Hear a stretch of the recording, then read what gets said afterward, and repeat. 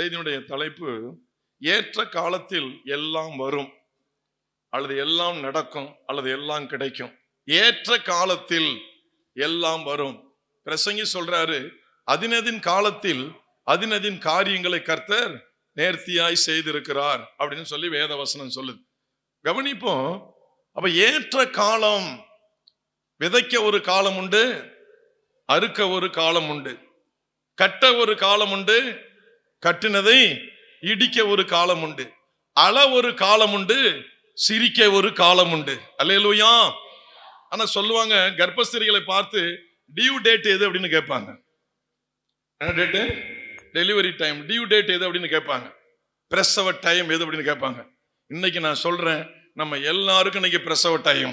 அல்லேலூயா. நம்ம எல்லாருக்கும் பிரசவ டைம். ஆமீன் சொல்லுங்க. இன்றைக்கு பிரசவ டைம். அல்லேலூயா. இன்றைக்கு டியூ டேட், இன்றைக்கு, நாளைக்கு அல்ல, இந்த வாரம் நமக்கு டியூ டேட்.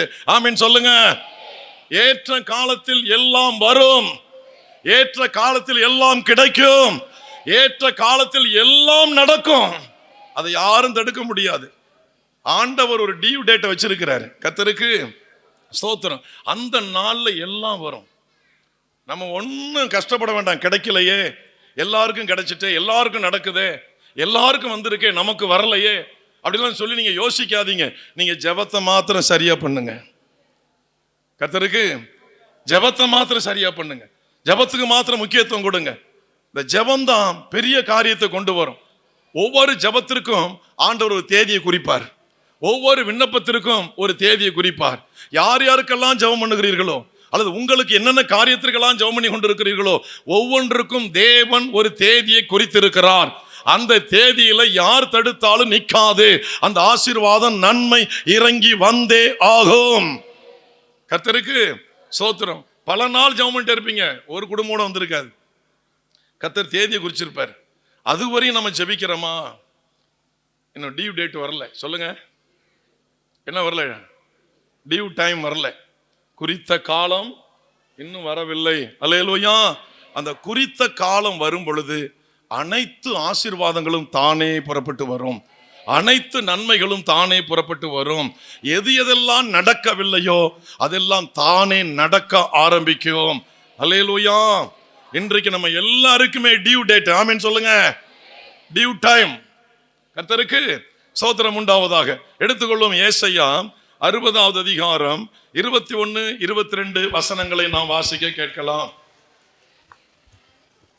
உன் ஜனங்கள் யாவரும் நீதிமான்களும், உன் ஜனங்கள் யாவரும் நீதிமான்களும், என்றைக்கும் பூமியை சுதந்தரிக்கும் குடிகளும், என்றைக்கும் பூமியை சுதந்தரிக்கும் குடிகளும், நான் நட்ட கிளைகளும், நான் நட்ட கிளைகளும், நான் மகிமைப்படும்படி என் கரங்களின் கிரிகளுமாய் இருப்பார்கள். நான் மகிமைப்படும்படி என் கரங்களின் கிரிகளுமாய் இருப்பார்கள். இந்த கூட்டத்திற்குள் வந்திருக்கிற அன்பான தேவனுடைய பிள்ளைகளே, இந்த கூட்டத்திற்குள் ஞானஸ்தானம் எடுத்திருக்கிற கர்த்தருடைய பிள்ளைகளே, தண்ணீர்ல மூழ்கி ஞானஸ்தானம் பெற்று பரிசுத்த ஆவியை பெற்று வாரம் தவறாமல் வீடுகளில் காலை மாலை ஜெபித்து வேதத்தை வாசித்து வேத ஒழுங்கின்படி சட்டத்திட்டத்தின்படி சபையின் ஒழுங்கின்படி நடந்து கொண்டிருக்கிற அருமையான கர்த்தருடைய பிள்ளைகளே, உங்கள் மேல் கர்த்தருடைய கரம் மகிமையை கொண்டு வரப்போகிறது.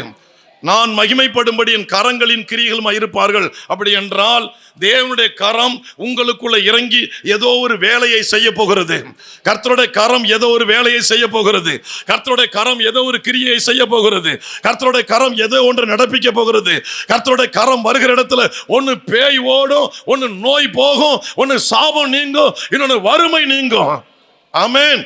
கர்த்தருடைய கரம் வருகிற இடத்துல பேய் அலறி அடிச்சு ஓடும்.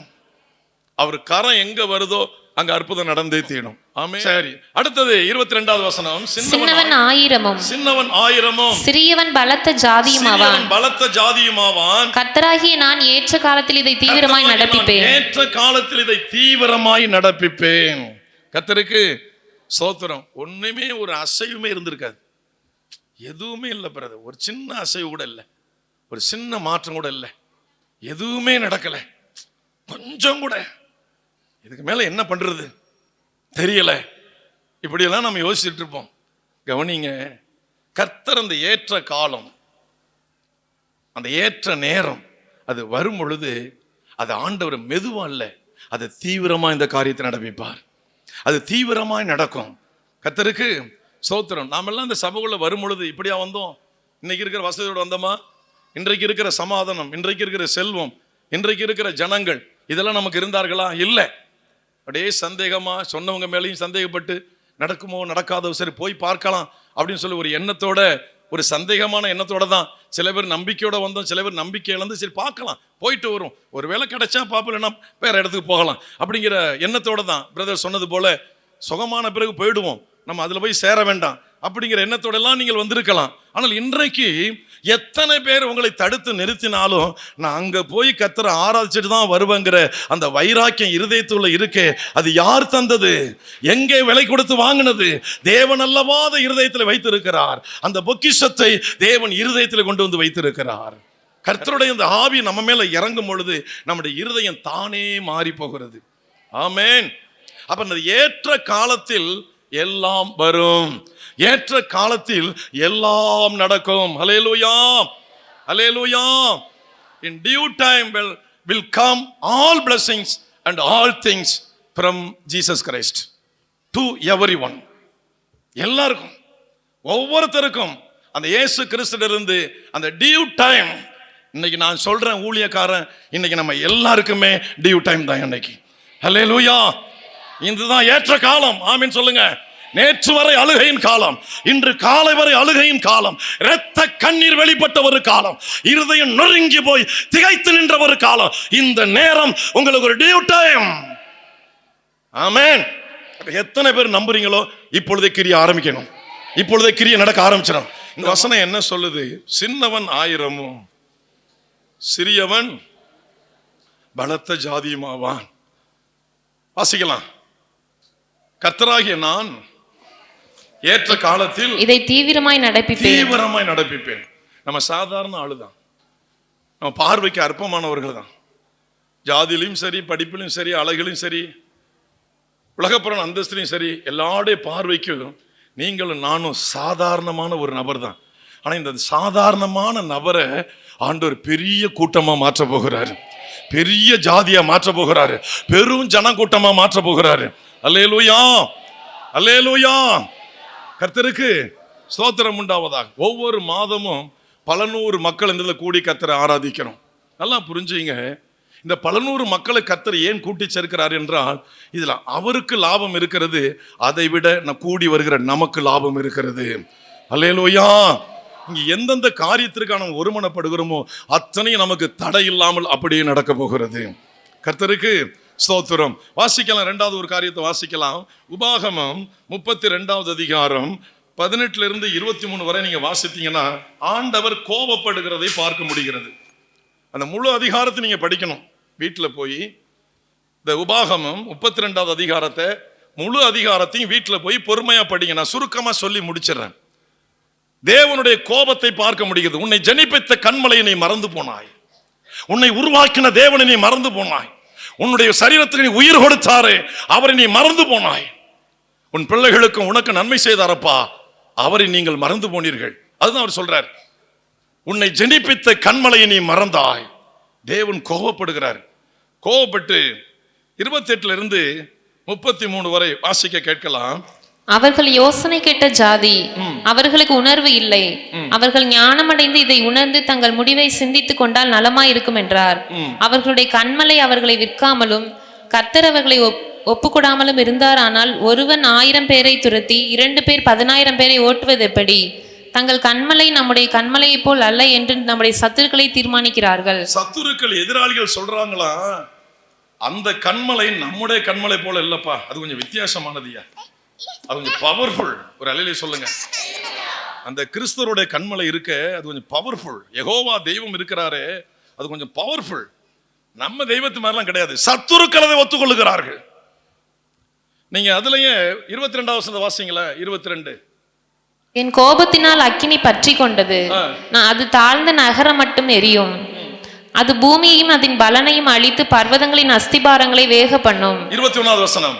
அவர்கள் பசியினால் வாடி எரிபந்தமான உஷ்ணத்தினாலும் கொடிய வாதையினாலும் ஆண்டு போவார்கள். துஷ்ட மிருகங்களின் பற்களையும் தரையில் ஊறும் பாம்புகளின் விஷத்தையும் அவர்களுக்குள் அனுப்புவேன். 21. தெய்வம் அல்லாதவைகளினால் எனக்கு எரிச்சலை மூட்டி. ஆண்டவர் கோபப்படுற பெரிய முக்கியமான இடம் விக்கிரக ஆராதனை. சடங்கு சாஸ்திரம் பார்த்து ஞானஸ்நானம் எடுத்த பிள்ளைகள் எதுல ஈடுபடுகிறீர்களோ உங்க மேல படு பயங்கரமான கோபம் வரும். அதை யாரும் மாற்ற முடியாது. என்ன செய்யறாரும் பாருங்க, தங்கள் மாயைகளினால் என்னை கோபப்படுத்தினார்கள், ஆகையால் மதிக்கப்படாத ஜனங்களினால் அவர்களுக்கு எரிச்சலை உண்டாக்கி அற்பமான நபர்கள் வழியாக நமக்கு எரிச்சலை உண்டாக்குவாராங்க. அற்பமான நபர்கள் நமக்கு விரோதமாக எழும்பிடுவாங்களாம். இது காரணம் விக்கிரக ஆராதனை. நாள் பார்க்கறது, நட்சத்திரம் பார்க்கறது, குறி பார்க்கறது, நல்ல நேரம் பார்க்கறது, கெட்ட நேரம் பார்க்கறது. ஞானஸ்நானம் பெற்ற குடும்ப தலைவன் நான், என் மனைவி குடும்ப தலைவி ஞானஸ்நானம் பெற்றவள், நாங்கள் கணவன் மனைவி ரட்சிக்கப்பட்டவர்கள். எங்கள் வீடுகளுக்கு வேறொரு தலைவன் கிடையாது, இயேசு மட்டுமே தலைவர். வேறொரு தெய்வம் கிடையாது, இயேசு மட்டுமே தெய்வம். இப்படி கணவனும் மனைவி ரட்சிக்கப்பட்ட வீடுகளில் விக்கிரக ஆராதனையின் கிரியைகள் நுழையுமையானால் தேவனுக்கு கோபம் உச்சத்துக்கு போகும். கேவலம் கெட்ட மக்கள் வழியாக கோபத்தை உண்டாக்குவாராம், எரிச்சலை உண்டாக்குவாராம், கலகத்தை உண்டாக்குவாராம். அடுத்த வசனம் 22, என் கோபத்தினால் அக்கினி பற்றி கொண்டது, அது தாழ்ந்த நரகம் மட்டும் எரியும், அது பூமியையும் அதன் பலனையும் அழித்து பர்வதங்களின் அஸ்திபாரங்களை வேக பண்ணும். தீங்குகளை அவர்கள் மேல் குவிப்பேன், என்னுடைய அம்புகளை எல்லாம் அவர்கள் மேல் பிரயோகிப்பேன். விக்கிரக ஆராதனைக்கு யார் இடம் கொடுக்குறீங்களோ உங்களுக்கு வர்ற பரிசு இதெல்லாம் வாங்கி வச்சுங்க, நல்ல பெட்டியில் ஒன்று போட்டு வைங்க. நீங்க பீத்த முடியாது, வெறும் பீத்த. நாங்க ரட்சிக்கப்பட்டுட்டோம், அதுக்கு அடையாளம் விக்கிரக சம்பந்தப்பட்ட காரியங்களை வீட்டுக்குள்ள கொண்டு வரதான் அடையாளமா? விக்கிரகத்தை சீ என்றழைக்கப்படத்தக்கதாக என்று எரேமியா தீர்க்கதரிசி எழுதி வச்சிருக்கிறாரு. சீ அன்னு வெறுத்து தள்ளு. அதுகிட்ட போய் கை கட்டி நின்னுட்டு யாரோ ஏதோ தரப்போறான்னு சொல்லி, ஏதோ வரப்போகுதுன்னு சொல்லி, பேய் தான் வரும், பேயோட நோய் வரும். உன்னை ஜனிப்பித்த கண்மலையை நீ மறந்து போனாய், உண்டாக்கின கண்மலையை நீ மறந்து போனாய். தேவனுடைய கோபம் எழும்பும். விக்கிரக சம்பந்தப்பட்ட எதுவுமே உங்க வீட்டுக்குள்ள இருக்க கூடாது. அதுதான் என் ரட்சிக்கப்பட்ட வீடு, காட்டி கொடுக்கிற வீடு, காட்டி கொடுக்கிற வீடு இயேசுவே. கர்த்தருக்கு ஸ்தோத்திரம்.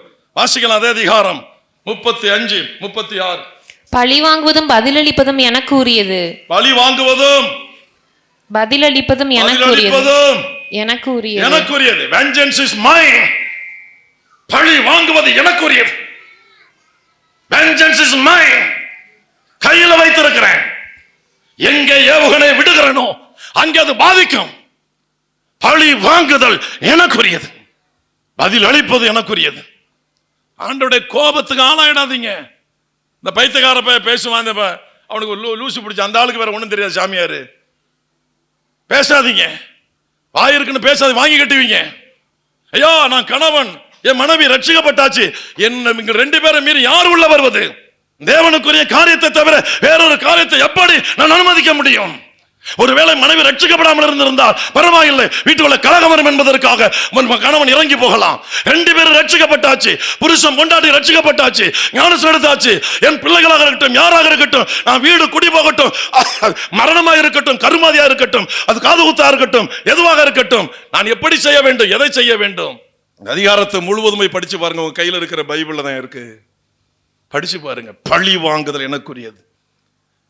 நான் இந்த வசனத்தை எடுக்கும்போது பிரஜாதிகளுக்கு தான் சொல்றேன் நினைச்சு எடுக்கிறேன், நமக்கு தான். வாசிக்கலாம் 35, 36. ஏற்ற காலத்தில் அவர்களுடைய கால் தள்ளாடும், அவர்களுடைய ஆபத்தினால் சமீபமாய் இருக்கிறது, அவர்களுக்கு நேரிடும் காரியங்கள் தீவிரித்து வரும். கர்த்தர் தம்முடைய ஜனங்களை நியாயம் தீர்த்து அவர்கள் பலன் போயிற்றென்றும் அடைக்கப்பட்டவர்களாவது விடுதலை பெற்றவர்களாவது ஒருவரும் இல்லை என்றும் காணும்போது தம்முடைய ஊழியக்காரர் மேல் பரிதாபப்படுவார். கடைசி ஊழியக்காரன் பார்க்கிறார், ஐயோ எல்லாம் போய் சேர்ந்துட்டாங்களே, ஜனிப்பித்த கண்மலையை மறந்து, உயிர் கொடுத்த தெய்வத்தை மறந்து, உயிர் இன்னைக்கு போகுமோ நாளைக்கு போகுமோ எந்த மணி நேரம் போகுமோன்னு ஏங்கி கொண்டிருந்த நேரத்தில் உன் உயிர் போகாதப்பா, உனக்காக சிலுவையில நான் உயிர் கொடுத்திருக்கிறேன், உன்னை உன் பிள்ளைகளை நான் காப்பாற்ற போறேன் என்று வாழ வைத்த தெய்வத்தை மறந்து போயிருக்கிறார்களே. எல்லாம் போச்சு. இப்ப ஊழியக்காரனை பார்க்கிறார். இப்ப மறுபடியும் ஊழியக்காரன் குரல் கொடுக்கணும், ஐயா இந்த ஊழியக்காரன் மீது பரிதாபப்பட்டு. வாசிக்கலாம் அடுத்த வசனம். அப்பொழுது அவர்கள் பலியிட்ட பலிகளின் கொழுப்பை தின்று பான பலிகளின் திராட்சரசத்தை குடித்த அவர்களுடைய தெய்வங்களும் அவர்கள் நம்பின கண்மலையும் எங்கே? 37, 38 கேட்கிறார், எங்க போய் பாரு, அந்த கண்மலைட்ட போ, அதுதான் நம்பி போனப்பா போ. சபைக்குள்ள வந்த பிறகும் 4 நட்சத்திரம் பாக்குறீங்களே, இது பெரிய ஆச்சரியமா இருக்குங்க, கேள்விக்குறியா இருக்குங்க. இது எப்படி எப்படி உங்களால எப்படி நடக்க முடியுது? இவ்வளவு நன்றி கெட்ட காரியத்தை எப்படி செய்ய முடியுது? இவ்வளவு துரோக செயலை எப்படியா செய்ய மனசு வருது? ஒவ்வொரு வினைக்கும் ஒரு எதிர்வினை உண்டையா. இன்னைக்கு சந்தோஷமா இருக்கலாம், எதையோ சுதந்திரிக்க போவதாக நீங்கள் நினைத்து செய்யலாம், பிற்காலம் உங்களுக்கு ரொம்ப கேள்விக்குறியா இருக்கும். யாரோ சொல்றான்னு கேட்காதீங்க, கர்த்தர் சொல்றதை மட்டும் கேளுங்க. இன்னைக்கு நான் உயிரை கொடுத்ததுலாம் நம்மளாம் இருக்கிறோம். நம்ம வீட்டில் எத்தனை மரணம் வந்திருக்கும்? அந்த மரணத்தை ஒரு அனுமதிச்சிருந்தாருன்னா நம்ம வீட்டில் கல்யாணம் நடந்திருக்குமா? வீடு கட்டி குடி போயிருப்போமா?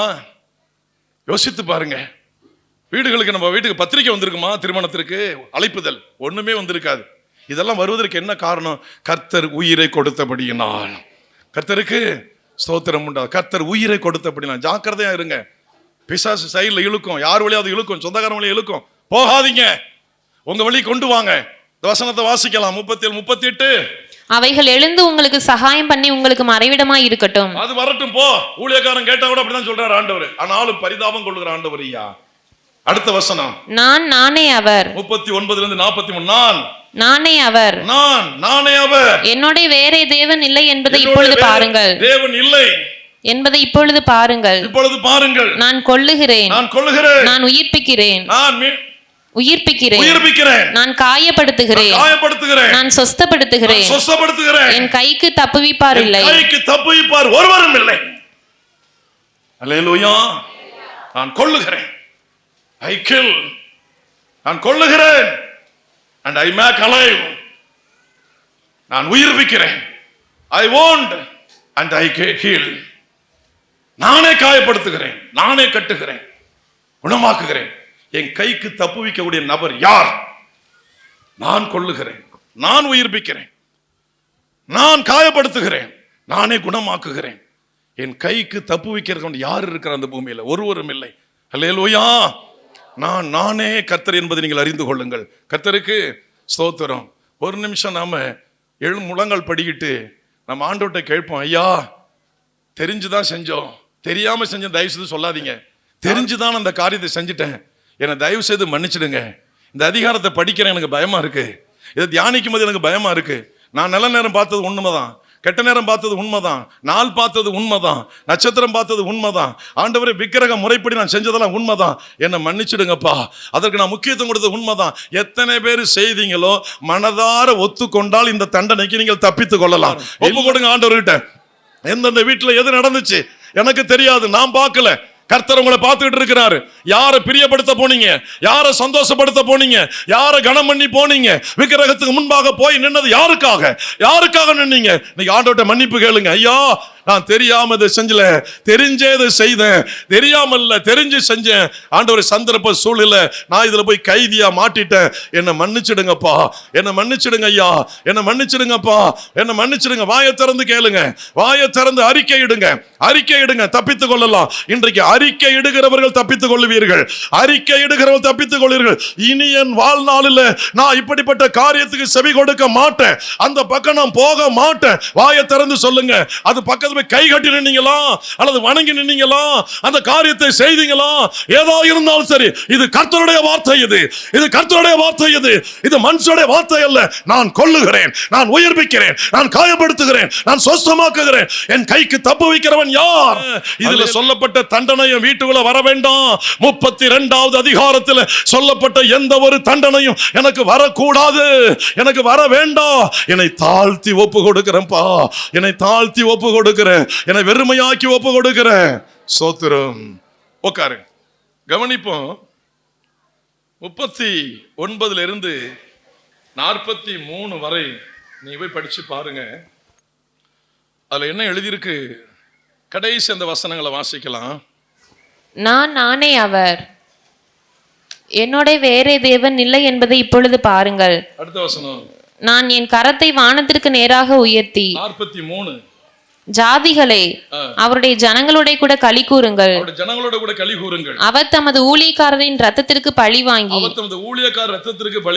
தம்முடைய சத்துருக்களுக்கு பதிலளித்து, தமது தேசத்தின் மேலும் தமது ஜனங்களின் மேலும் கிருபையுள்ளவர் ஆவார்.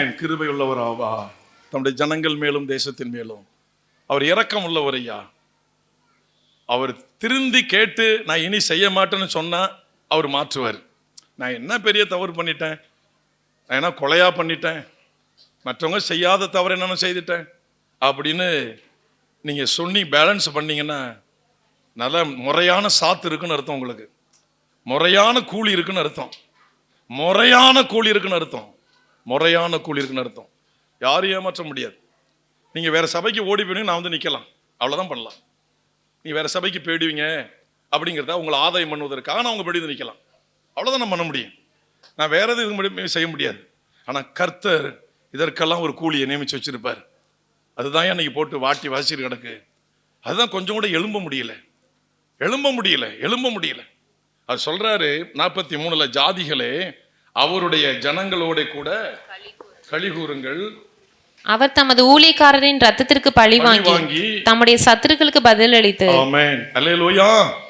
கர்த்தருக்கு ஸ்தோத்திரம் உண்டாவதாக. இப்ப யாரோட சேர சொல்றாரு? கீழ வாசிங்கன்னா யோசுவா இந்த பாட்டை விவரிச்சு பேசுறாரு மக்களுக்கு மத்தியில்.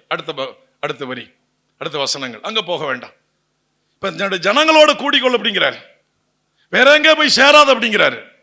ஆனா நம்ம என்னதான் பிரசங்கம் பண்ணாலும் என்னதான் வசனத்தை படிச்சாலும் நம்ம அந்த உலக பிரகார மக்களோட போய் இணைஞ்சு எதை செய்யக்கூடாது செஞ்சுட்டு உட்காந்துருக்கிறோம். ஆனா இன்றைக்கு எச்சரிப்பாக இந்த வசனம் சொல்லுது, ஜாக்கிரதையா இருந்து மனம் திரும்பிட்டா தப்பித்துக் கொள்ளலாம், இல்லைன்னா ஒரு நாளும் தப்ப முடியாது. கர்த்தருக்கு ஸ்தோத்திரம். மூன்றாவதாக ஒரு காரியத்தை நான் வாசிக்கலாம். 1 பேதுரு 5வது அதிகாரம் 5-6 வசனங்கள். 1 பேதுரு 5வது அதிகாரம் 5-6 வசனங்கள். அந்தபடி இளைஞரே மூப்பருக்கு கீழ்ப்படியுங்கள். நீங்கள் எல்லாரும் ஒருவருக்கொருவர் கீழ்ப்படிந்து மனத்தாழ்மையை அணிந்து கொள்ளுங்கள். பெருமை உள்ளவர்களுக்கு தேவன் எதிர்த்து நிற்கிறார், தாழ்மை உள்ளவர்களுக்கோ கிருபை அளிக்கிறார். ஒரு அல்லேலூயா சொல்லுங்க. அல்லேலூயா. 5வது வசனத்தை சொல்லிட்டு 6வது வசனத்துல சொல்றாரு, ஆகையால் ஏற்ற காலத்திலே தேவன் உங்களை உயர்த்தும்படிக்கு 5வது வசனத்தை பின்பற்றுங்கள். ஏற்ற காலத்தில் தேவன் உங்களை உயர்த்தும்படிக்கு பெருமை பாராட்டாதிருங்கள், உங்களை நீங்களே உயர்த்தாதிருங்கள். இளைஞர்களே மூப்பருக்கு கீழ்ப்படியுங்கள். நீங்கள் எல்லாரும் ஒருவருக்கு ஒருவர் கீழ்ப்படிந்து, கிறிஸ்துவுக்குள் கீழ்ப்படிந்து, வேத வசனத்தின்படி கீழ்ப்படிந்து. கவனிங்க, எதன்படி கீழ்ப்படியணும்? வேத வசனத்தின்படி கீழ்ப்படியணும். வேத வசனத்தின்படி ஒருவருக்கு ஒருவர் கீழ்ப்படிந்து. கீழ்ப்படிறோமா? இல்லை. நம்முடைய முரட்டு சுபாவம் தான் முன்னாடி வருது, நம்முடைய முரட்டுத்தனமான பேச்சு தான் முன்னாடி வருது. நான் யாரு அப்படிங்கிறத தான் நம்ம நிரூபிக்கிறதுல முதன்மையா நிற்கிறோம். ஆனா இங்க அவர் சொல்றாரு, இளைஞர்களே மூப்பருக்கு கீழ்ப்படியுங்கள். நீங்கள் எல்லாரும் ஒருவருக்கு ஒருவர் கீழ்ப்படிந்து மனத்தாழ்மையை அணிந்து கொள்ளுங்கள். எதை அணிந்து கொள்ளுங்கள்? மனத்தாழ்மையை. தாழ்மை வேணும். அடுத்து சொல்றாரு, பெருமை உள்ளவர்களுக்கு தேவன் எதிர்த்து நிற்கிறார், தாழ்மை உள்ளவர்களுக்கோ அவர் கிருபை அளிக்கிறார். இப்படி சொல்லிட்டு அடுத்த வசனத்தை பாருங்க. ஆகையால் ஏற்ற காலத்தில் தேவன் உங்களை உயர்த்தும்படிக்கு அவருடைய பலத்த கைக்குள் அடங்கியிருங்கள். அடங்கியிருங்கள் என்றால் 5வது வசனத்தை நிறைவேற்றுங்கள். அடங்கியிருங்கள் என்றால் என்ன அர்த்தம்? 5வது வசனத்தை நிறைவேற்றுங்கள் அர்த்தம். நம்ம வயசுக்கு மரியாதை கொடுக்கறது இல்லை, அனுபவத்துக்கு மரியாதை கொடுக்கறது இல்லை. என்ன நீங்க பிள்ளைங்க அப்பா அம்மா மதிக்கிறாங்களா? இல்லை. அவங்களை எப்படி உயர்த்துவாரு? அப்பா அம்மா வார்த்தைகளுக்கு கீழ்படியாத பிள்ளைகளை அவர் எப்படி உயர்த்த முடியும்? ஒரு நாளும் முடியாது. ஊழியக்காரன் வசனத்தை சொல்ற வசனத்துக்கு கீழ்படியில் உங்களை எப்படி கர்த்தர் உயர்த்த முடியும்? ஒரு நாளும் முடியாது. சபையில பல ஸ்தானங்கள் இருக்கு. ஊழியக்காரர்கள், உடன் ஊழியர்கள், மூப்பர்கள், விசுவாசிகள். இந்த ஸ்தானத்தில் நாம இருந்து கீழ்படுகிறோமா? இல்ல, கீழ்படியில. கீழ்படியாத எந்த நபரையும் கர்த்தரால உயர்த்த முடியாது. நல்லா புரிஞ்சுங்க. தாழ்மை வேணும். என்ன வேணும்? தாழ்மை வேணும். ஏற்ற காலத்துல அவர் உங்களை உயர்த்த வேண்டும் என்றால் உங்களுக்கும் எனக்கு என்ன வேண்டும்? தாழ்மை இருந்தா படிப்படியா உயர்ந்தலாம். பெருமை பிடிச்சு பேசுறது, திமிர் பிடிச்சு பேசுறது, அகம்பாவமா பேச, அடிக்கடி நான் சொல்றேன்ல, உங்க குடும்பம் தான், உங்க கணவன் தான், உங்க மனைவி தான், உங்க வீட்டு பிள்ளை தான், மரியாதையான வார்த்தையை பேசுங்க. அது ஆவியானவர் குடியிருக்கிற இடம், ஆவியானவர் உலாவி வருகிற வீடு. அசிங்கத்தனமான வார்த்தைகள், அவமரியாதையான வார்த்தைகள், தரங்கட்ட வார்த்தைகள், தேவன் விரும்பாத வார்த்தைகள், இதெல்லாம் உச்சரிச்சுட்டு கடைசி ஆண்டவரே என்னை மன்னிச்சிடுங்க. இல்ல, நம்ம எங்கேயோ போயிட்டு இருக்கிறோம், எதையோ சந்திக்க போயிட்டு இருக்கிறோம், எதையோ ஒரு தண்டனையை நம்ம விலைக்கு வாங்கிட்டு இருக்கிறோம், எதையோ ஒரு தண்டனையை விலைக்கு வாங்குறோம். சில பேருக்கு அட்வைஸ் பண்ணுவாங்க, அதை தவற ஒத்துக்க மாட்டாங்க, உங்க வேலை பார்த்துருப்பாங்க எனக்கு தெரியும் அப்படின்வாங்க. இதா கீழ்ப்படிதல்? இதா கீழ்ப்படிதல்? வீட்டில் அப்பா அம்மா இருக்கிறாங்கன்னா அந்த பிள்ளைங்க கீழ்ப்படியணும். அந்த வீட்டில் யார் குடும்ப தலைவரோ குடும்ப தலைவர் கீழ்ப்படியணும். ஏற்ற காலத்தில் அவர் உயர்த்த வேண்டும் என்றால், ஏற்ற காலத்தில் நம்முடைய வாழ்க்கை மேன்மை அடைய வேண்டும் என்றால், 5வது வசனத்தை 1 பேதுரு 5வது அதிகாரம் 5வது வசனத்தை யார் அணிந்து கொள்ளுகிறீர்களோ, அந்த மனத்தாழ்மை யார் அணிந்து கொள்ளுகிறீர்களோ, அந்த மனத்தாழ்மையை வார்த்தையில் அல்ல வாழ்க்கையில யார் காட்டுகிறீர்களோ, உங்க வாழ்க்கையை அவர் நிச்சயமா உயர்த்த ஆரம்பிப்பார். கர்த்தருக்கு ஸ்தோத்திரம் உண்டாது. ஏற்ற காலத்தில் உங்களை உயர்த்தும்படிக்கு அவருடைய பலத்த கைக்குள் எப்படி இருக்கணுமா? எப்படி இருக்கணும்? அடங்கி இருக்கணும். நம்ம ஒரு பிளான் போடக்கூடாது, நம்ம திட்டம் போட. வேதத்தின் திட்டம், வேத ரகசியம், தேவன் சொல்லுகிற வார்த்தை, ஒவ்வொரு நபர் மேலும் நம்ம ஆண்டவர் திட்டம் வச்சிருக்கிறார். நம்முடைய ஒவ்வொருவர் மேலும் ஆண்டவர் திட்டத்தை வச்சிருக்கிறார். அந்த திட்டம் நிறைவேற நம்மளை ஒப்பு கொடுக்கணும். அவ்வளவுதான், முடிஞ்சு போச்சு. அந்த திட்டம் அருமையான திட்டம். நம்முடைய பெருமையினால அந்த திட்டத்தை எல்லாம் நம்ம ஸ்பாயில் பண்ணிட்டோம். அந்த திட்டம் எல்லாம் கொலாப்சல் ஆயிட்டு எல்லாம் வீணா போச்சு. நாமளும் வீணாகிட்டு இருக்கிறோம். உயிர் மாத்திரம் தான் இருக்கு, எல்லாம் போச்சு. வாயால எல்லாத்தையும் இழந்துட்டோம், வார்த்தையினால எல்லாம் இழந்துட்டோம். உயிரை மாத்திரம் தான் இழக்கல, கிருபையா கொடுத்திருக்கிறாரு. இதுக்குள்ள ஒரு மனம் திரும்புதல் வருமான ஒரு வெயிட் பண்றாரு. மனம் திரும்புதல் வந்தால் தப்பித்துக் கொள்ளலாம், இல்லை என்றால் எல்லாம் லாஸ் ஆயிடும். மாற்றம் கிடையாது. அந்த வசனத்தை மறுபடியும் வாசிக்கலாம், 5, 6 வாசிக்க எல்லாரும் கேட்கலாம். ஆகையால் ஏற்ற காலத்திலே தேவன் உங்களை உயர்த்தும்படிக்கு, அந்தபடி இளைஞரே மூப்பருக்கு கீழ்ப்படியுங்கள். கவனிப்போம், யாருக்கு கீழ்ப்படியணும்? ஆவிக்குரிய வாழ்க்கையில வளர்ந்தவர்கள். யாரு? ஆவிக்குரிய வாழ்க்கையில வளர்ந்தவர்கள். அவங்களுக்கு கீழ்ப்படியணும். ஆவிக்குரிய வாழ்க்கையில அராஜகத்துல வளர்ந்திருப்பாங்க, கிரிமினலா புத்தி சொல்லுவாங்க, அவங்க பக்கமே போகக்கூடாது, அவன் பக்கமே தலை வச்சு போடாது. அதெல்லாம் மோசமானதா இருக்கும். ஆவியில வளர்ந்திருப்பாங்க. எதை எடுத்தாலும் வசனத்தை எடுத்து ஒரு உதாரணம் காட்டி சொல்லுவாங்க. தம்பி, வசனம் இப்படி சொல்லுதுப்பா. மூப்பர்னா வயசுல மூத்தவங்க, சபையில இருந்து 25 வருஷம் ஆச்சு, இல்ல, வசனம் சொல்லணும். வசனத்தை சொல்லி புத்தி சொல்லணும். பைபிள்ல உள்ள சம்பவத்தை சொல்லி புத்தி சொல்லணும். எந்த ஒரு முன் உதாரணம் வைத்தாலும் வசனம் இருக்கணும். இல்லை, அது குடும்ப பிரச்சனையா இருக்கட்டும், மற்ற ஊர் பிரச்சனையா இருக்கட்டும், எந்த பிரச்சனையா இருக்கட்டும், வசனத்தை முன்வைத்து, வேதத்தை முன்வைத்து, வேதத்தின் எடுத்துக்காட்டுகளை முன்வைத்து யார் சொல்லுகிறார்களோ அவங்க தான் மூப்பர். ஆள் ஜம்பத்துக்கு கணக்கு வந்துட்டு போறதுல மூப்பர். மூப்பர் முதலாவது பைபிளை படிக்கணையா, படிக்கணும், அவங்க கற்றுக்கொள்ளணும். வருஷங்கள் போறது முக்கியம் அல்ல, வருஷங்கள் போயிடுச்சு முக்கியம் அல்ல, அது முக்கியம் அல்ல. சம்பவத்தை, வேதத்தின் சம்பவத்தை சொல்லணும். அந்த மூப்பருக்கு கீழ்ப்படியுங்கள். அடுத்தது வயது முதிர்ந்தவர்களுக்கு கீழ்ப்படியுங்கள். இரண்டாவது, நீங்கள் எல்லாரும் ஒருவருக்கு ஒருவர் கீழ்ப்படிந்து மனத்தாழ்மையை அணிந்து கொள்ளுங்கள். இப்ப ஒருவருக்கு ஒருவர், இங்க வந்து நம்ம சபைக்குள்ள எல்லாரையும் ஒருவருக்கு ஒருவர் கீழ்ப்படிதல் இருக்கா? ஒருவருக்கு ஒரு கீழ்ப்படிதல பிசாசு எப்படிலாம் வந்து கட் பண்றான் பாருங்க. ஏன்? ஏற்ற காலத்தில் நீங்கள் உயர்த்தப்படக்கூடாது என்பதில் அவன் சரியாக செயல்பட்டு கொண்டிருக்கிறான். புரிஞ்சுங்க? ஏன் இந்த வசனத்தை திரும்ப திரும்ப சொல்றேன்னா, உங்களுடைய உயர்வு மேல வரக்கூடாது என்பதில் அவன் சரியா இருக்கிறான். இப்ப நம்ம சரியாகணுமா வேண்டாமா? எழுந்திருப்போம், நான் சரியாகணும், நீங்க உயரணும். நான் ஏன் இந்த வசனத்தை ஆணித்தரமா பிடிச்சு மறுபடியும் பேசுறேன்னா, நீங்கள் உயரக்கூடாதபடி அவன் சரியா திட்டம் போட்டு வேலை செய்யறான். இப்ப இன்னைக்கு அவன் திட்டத்துல இடி உழணும். ஆமென். நீங்கள் எல்லாரும் ஒருவருக்கு ஒருவர் கீழ்ப்படிந்து, இந்த வசனத்துக்கு என்ன ஒப்பு கொடுக்கிறப்பா, ஒருவருக்கு ஒருவர் கீழ்ப்படிந்து, ஆண்டவரே ஒருவரை ஒருவர் நாங்கள் மதிக்கணும்ப்பா, அதற்கு என்ன ஒப்பு கொடுக்கிறேன். எத்தனை பேர் சொல்ல போறீங்க? வாயை திறந்து கொஞ்ச நேரம் சொல்லுங்க. நிறைய உங்க வீட்டுக்குள்ள பேசியிருப்பீங்க, உங்க தெருவுல பேசியிருப்பீங்க, மதிக்காம பேசியிருப்பீங்க, சபைக்குள்ள உள்ளவங்களை மதிக்காம பேசியிருப்பீங்க. இன்றைக்கு நீங்கள் மன்னிப்பு கேட்டால் உங்க வாழ்க்கை உயர்வடையும், இல்லைன்னா ஜென்மத்துக்கும் உயர்வடையாது. ஜென்மத்துக்கு உயர்வடையாது. இது வசனம், இது வார்த்தை, இதுதான் நமக்கு சட்டம், இதுதான் சட்டம். இந்த சட்டத்தை கை கொண்டால் நிச்சயமாக வெற்றி பெறலாம்.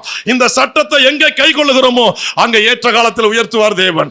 ஏற்ற காலத்தில் உயர்த்தி காட்டுவார், மேன்மைப்படுத்தி காட்டுவார், மேன்மைப்படுத்தி காட்டுவார். வாயை திறந்து சொல்லுங்க, அப்பா ஒருவர், நீங்கள் எல்லாரும் ஒருவருக்கு ஒருவர் கீழ்ப்படிந்து மனத்தாழ்மை அணிந்து கொள்ளுங்கள். இந்த வார்த்தைக்கு என்ன ஒப்பு கொடுக்கிறேன்.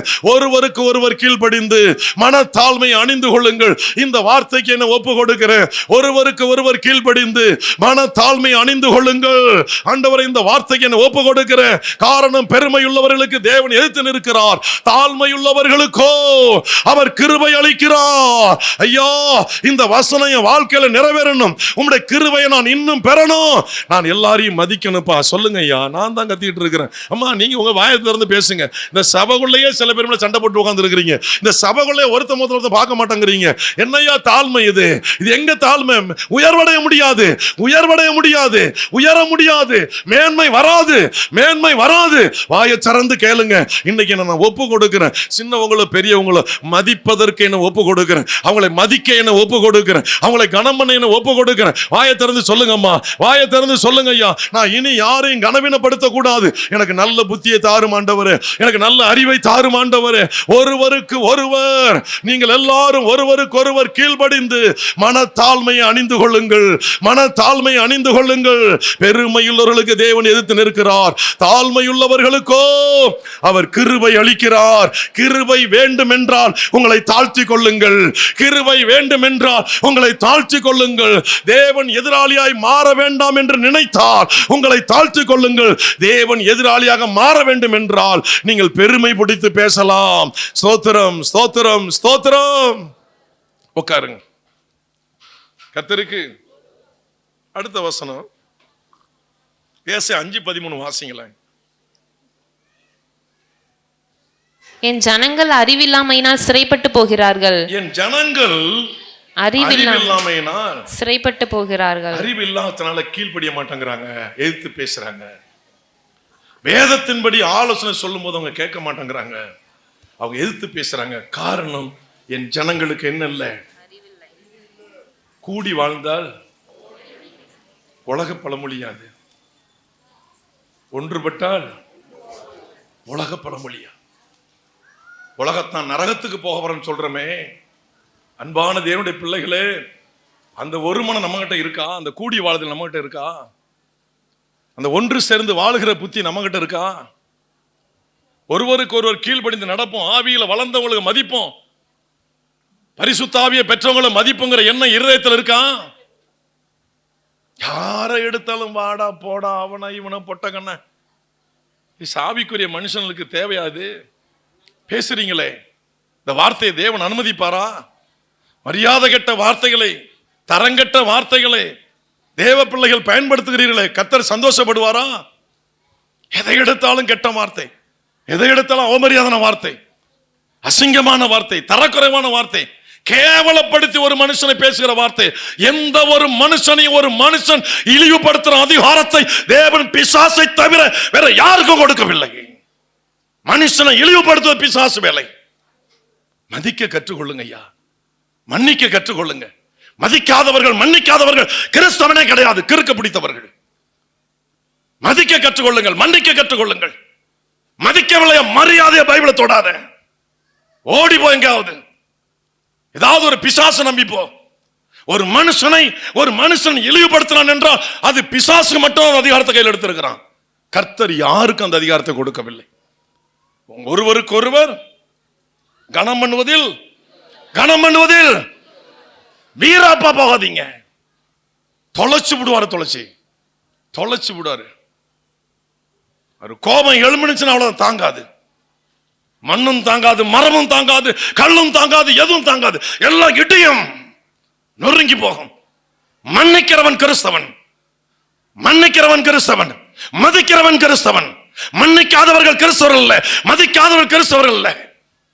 எத்தனை கிராமங்களுக்கு நாங்க போறோம், நல்ல சாட்சி கிடைக்குதா உங்களை எல்லாம் குறித்து? எத்தனை கிராமங்களுக்கு நாங்க போறோம், நல்ல சாட்சி கிடைக்குதா? நம்ம குடும்பங்கள் தெருவில் நாறுதே. ஞானஸ்நானம் பெற்ற குடும்பங்கள் தெருவில் நாறுதையா, நாறுதே. என்னைக்கு நாடு உருப்படும், என்னைக்கு நாடு மனம் திரும்பும். நான் மனம் திரும்ப நாடு எப்படி மனம் திரும்பும்? ஒரு நாள் ஆகாது, ஒரு நாள் நடக்காது. நல்ல வார்த்தையை பேசுங்க, மதிக்க கற்றுக்கொள்ளுங்க, மன்னிக்க கற்றுக்கொள்ளுங்க. மதிக்காதவன் மன்னிக்காதவன் கிறிஸ்தவனே கிடையாது. அது பேயோட ஆவிதான் உள்ள இருக்கும். கர்த்தருக்கு ஸ்தோத்திரம். இந்த வாசிக்கலாம் ஏசாயா 5:13. என் ஜனங்கள் அறிவில்லாமையினால் சிறைப்பட்டு போகிறார்கள், அவர்களில் கனமுள்ளவர்கள் பட்டினியினால் தொய்ந்து போகிறார்கள். கனமுள்ளவர்கள் பட்டினால் தொய்ந்து போகிறார்கள். அவர்களுடைய திரளான கூட்டத்தார் தாகத்தால் நாவறண்டு போகிறார்கள். பெரிய கூட்டம் தாகத்தால் நாவறண்டு போகிறார்கள். நல்ல வார்த்தைகளை பேசுங்க ஐயா, வசனத்தை பேசுங்க ஐயா, வசனத்துக்கு ஒப்பு கொடுங்க ஐயா, வசனத்தின்படி ஆலோசனை சொல்லுங்க ஐயா, வசனத்தை பற்றி பேசுங்க ஐயா, வசனம் வசனம்னு சொல்லுங்க ஐயா, வேதம் வேதம்னு கத்துங்க ஐயா, வார்த்தைகளை கத்துங்க ஐயா, தொண்டை தண்ணி போகிற அளவுக்கு வசனத்தை கத்தி கத்தி சொல்லுங்க ஐயா. அதுலதான் ஐயா ஜீவன் உண்டாகும். அல்லேலூயா, ஆமென். வேற எந்த உதாரணத்தை நீங்கள் சொன்னாலும் சரி, அதுல யாருடைய ஜீவனை நம்ம திருப்பி கொண்டு வர முடியாது. ஒரு மனுஷனுடைய உயிர் ஆத்மாவை திருப்பி கொண்டு வர வேண்டாம், வேதத்தின் உதவியோடு மட்டும்தான் ஒரு நபரை நாம் மீட்க முடியும். கர்த்தருக்கு ஸ்தோத்திரம் உண்டாவதாக. 4வது உபாகமம் 28வது அதிகாரம் 12வது வசனம் 1வது வசனம். இன்று நான் உனக்கு விதிக்கிற உன் தேவனாகிய கர்த்தருடைய கட்டளைகளின்படி எல்லாம் செய்ய நீ கவனமாய் இருக்கும்படிக்கு அவர் சத்தத்திற்கு உண்மையாய் செவி கொடுப்பாயானால், உண்மையாய் செவி கொடுப்பாயானால், செவி கொடுப்பது போல நடிப்பதல்ல.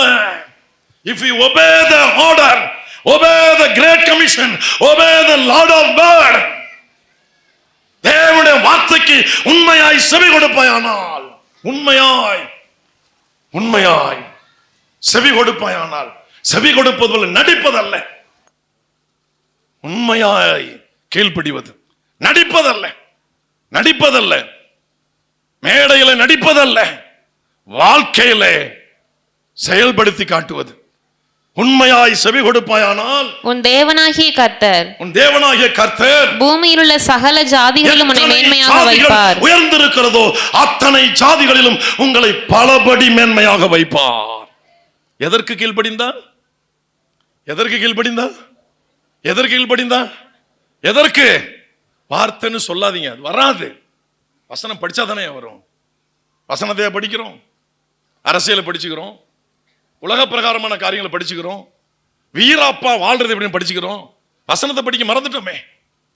எதை படிக்கணுமோ அதை படிச்சுக்கல, ஏதோ வாழ்க்கையில கொண்டு வரணுமோ அதை கொண்டு வரல. உண்மையாய் செவி கொடுப்பாயானால் நீங்கள் இருக்கிற ஜாதிகளில் உங்களை கர்த்தர் மேன்மையாக வைப்பார், பலபடி மேன்மையாக வைப்பார். ஆமென். 12வது வசனம். ஏற்ற காலத்தில் உன் தேசத்திலே மழை பெய்யவும், நீ கையிட்டு செய்யும் வேலைகளை எல்லாம் ஆசீர்வதிக்கவும். 2வது வசனம் வாசிமா. நீ உன் தேவனாகிய கர்த்தரின் சத்தத்துக்கு செவி கொடுக்கும் போது இப்பொழுது சொல்லப்படும் ஆசீர்வாதங்கள் எல்லாம் உன்மேல் வந்து உனக்கு பலிக்கும். நம் மேல வந்து பலிக்கும். எத்தனை பேர் சபிச்சாலும் கவலைப்படாதீங்க ஐயா, எத்தனை பேர் மண்ணவாரி கொண்டாலும் கவலைப்படாதீங்க, எத்தனை பேர் தகடு தாய்த்து வைச்சாலும் கவலைப்படாதீங்க, எத்தனை கோவில்களை போய் மந்திரம் செஞ்சாலும் கவலைப்படாதீங்க, எத்தனை இடத்துல வழி செலுத்தினாலும் கவலைப்படாதீங்க. எதுக்கும் கவலைப்படாதீங்க. நீங்க இந்த வசனத்துக்கு கீழ்ப்படிந்து உண்மையா செவி கொடுத்தா இப்பொழுது கர்த்தர் சொல்ல போற ஆசீர்வாதம் எல்லாம் உங்க மேல வந்து பலிக்கும். அல்லேலூயா. 3வது வசனத்திலிருந்து 14வது வசனம் வரை எத்தனை ஆசீர்வாதங்கள் இந்த உபாகமத்தில் சொல்லி இருக்கிறாரோ நம்ம மேல வந்து பலிக்கும். இப்ப நம்ம மேல பாருங்க, யாரும் உங்களை சபிச்சாலும் கவலைப்படாதீங்க. உபாகமம் 28ல 3வது வசனத்திலிருந்து 13வது வசனம் 14வது வசனம் வரை உள்ள அத்தனை ஆசீர்வாதங்களும் நமக்காகவே வேதத்தில் சொல்லப்பட்டிருக்கிறது. நம் மேல வந்து பலிக்கும். ஆனா ஒரு கண்டிஷன், என்ன செய்யணும்? 1வது வசனத்தை நிறைவேற்றணும். அப்படியே எழுந்து நில்லுங்க. 12 வாசிமா. ஏற்ற காலத்தில் உன் தேசத்திலே மழை பெய்யவும், நீ கையிட்டு செய்யும் வேலைகளை எல்லாம் ஆசீர்வதிக்கவும், கர்த்தர் உனக்கு தமது நல்ல பொக்கிஷ சாலையாகிய வானத்தை திறப்பார். நீ அநேகம் ஜாதிகளுக்கு கடன் கொடுப்பாய், நீயோ கடன் வாங்காதிருப்பாய். ஆமென். இந்த ஆசீர்வாதம் வேணுமா வேண்டாமா? இந்த 12வது வசனம் வேணுமா வேண்டாமா?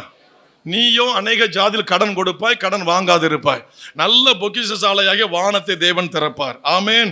ஏற்ற காலத்தில் உங்கள் தேசத்தில் மழை பெய்யவும். இந்த ஆசீர்வாதம் வேணுமா வேண்டாமா?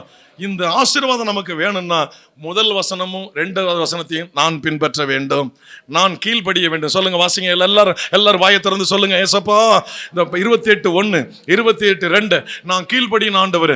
28:1 28:2 இந்த வசனத்துக்கு நான் கீழ்ப்படியணும், நான் கீழ்ப்படியணும், நான் கீழ்ப்படியணும். என் வாழ்க்கையில நான் கடைபிடிக்கணும். படிக்கிற பையனெல்லாம் சொல்லுங்கப்பா, யாரும் வேடிக்கை பார்க்காதீங்க. ஸ்கூல் பிள்ளைங்க எல்லாம் வேடிக்கை பார்க்காதீங்க. தேவன் திறப்பார், அநேக ஜாதிகளுக்கு கடன் கொடுப்பார், நீ கடன் வாங்காதிருப்பாய். ஆமென். ஸ்தோத்திரம். உட்காருங்க. ஏற்ற காலத்தில் உன் தேசத்தில் மழை பெய்யவும். நீ கையிட்டு செய்யும் வேலைகள் எல்லாம் கர்த்தர் ஆசீர்வதிக்கவும். கர்த்தர் உனக்கு தமது நல்ல பொக்கிஷசாலையான் வானத்தை திறப்பார். நீ அநேக ஜாதிகளுக்கு கடன் கொடுப்பாய், நீயோ கடன் வாங்காதிருப்பாய். அல்லேலூயா.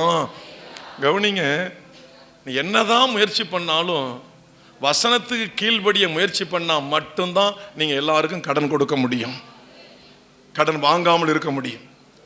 நீ வசனத்துக்கு கீழ்படியாம கர்த்தர் என்ன ஆசீர்வதியும் சொன்னா அவர் ஒரு நாள் ஆசீர்வதிக்க மாட்டார். வசனத்துக்கு கீழ்படியணும், வார்த்தைக்கு கீழ்படியணும். அதனாலதான் டெய்லி பைபிளை படிங்கிறோம், டெய்லி படிங்கிறோம்.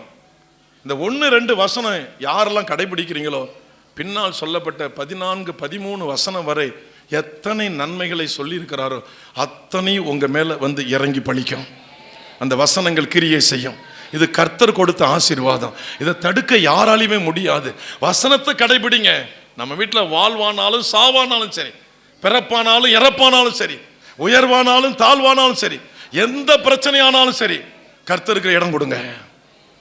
கர்த்தரை வச்சு செய்யுங்க, கர்த்தரை முன்னிலைப்படுத்துங்க. முத்துப்பேட்டையிலேருந்து அருமையான இந்திரா அம்மா வர்றாங்க. அருமையான அம்மா, அவங்க 2 பிள்ளைகளுமே சபைக்கு வர்றதில்லை. அவங்க ஐயா இருந்த காலத்துலேயும் சரி, இப்போவும் சரி, எப்பாவது 1-2 டைம் இங்கே வந்திருப்பாங்க, அவ்வளவுதான் சபைக்கு. அது வந்தாலும் தெரியாது. பிள்ளைங்க எல்லாம் டிகிரி முடிச்சுட்டாங்க, மேரேஜ் ஏற்பாடு பண்ணுறாங்க. அம்மா ஒரு விதவை. முத்துப்பேட்டையில் அந்த பேட்டை தெருவில், பேட்டை பகுதியில் சிவன் கோயில் தெருவில் பக்கத்தில் ஒரு ஹோட்டல் வச்சுருக்கிறாங்க. என்ன அவங்க சரி வயசு வந்துட்டு பிள்ளைங்க திருமணம் ஏற்பாடு பண்ணலான்னு சொல்லி அந்த பிள்ளைங்க சபைக்கு வராதனால உலக முறைப்படி மாப்பிள்ளை பார்க்கலான்னு சொல்லி அவங்க ஏற்பாடு பண்ணியிருக்காங்க. அவங்க சொன்னதை சொல்கிறேன். அம்மா உட்காந்துருக்காங்க. ஒரு நிமிஷம் எழுந்துறீங்கம்மா. அப்போ அந்த பிள்ளைங்க 2 பிள்ளை பொம்பளை பிள்ளைங்க, டிகிரி படித்த பிள்ளைங்க. அந்த பிள்ளைங்க கேட்டிருக்கு, ஏம்மா நீ வந்து உலக பிரகாரங்களை கட்டி கொடுக்க போறீங்களா? வேண்டாம்மா, நீங்க போற சபை முறைப்படியே எங்களுக்கு மாப்பிள்ளை பாருங்க.